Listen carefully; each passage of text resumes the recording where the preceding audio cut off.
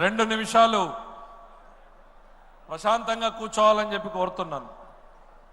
యువతరం శిరమెత్తితే, నవతరం గళమెత్తితే ఈ లోకమే మారిపోదా, ఈ చీకటే పారిపోదా అనే స్ఫూర్తితో కార్యకర్తల్లో చైతన్యాన్ని రగిల్చి వారిని సైనికులుగా తీర్చిదిద్దిన తెలుగుదేశం సేనాని కార్యకర్త కాల్లో ముళ్ళు కూర్చుంటే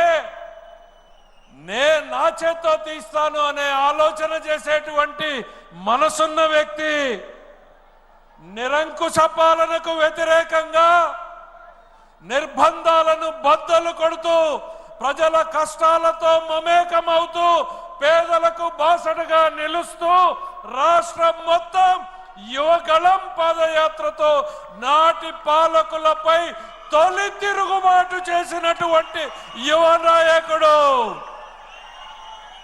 అడ్డంకులు ఎన్నైనా, అడ్డంకులు ఎదురైనా గమ్యాన్ని చేరనిదే వెనకడుగు వేయని పట్టు వదలని విక్రమార్కుడు. యువత కలలే తన లక్ష్యంగా మరల్చుకున్న నాయకుడు.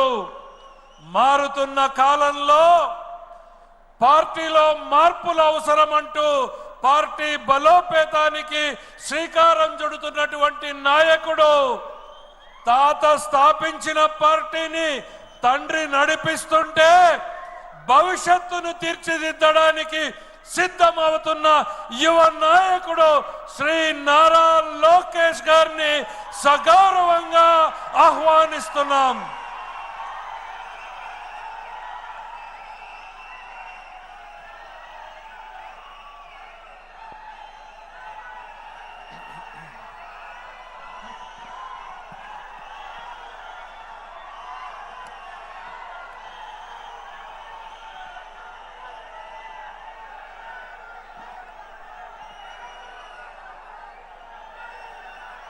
జై తెలుగుదేశం, జై తెలుగుదేశం. దేవుడి గడప గడపై ఈరోజు కార్యకర్తల్ని ఉద్దేశించి మాడతాం. నా అదృష్టం. ఎత్తిన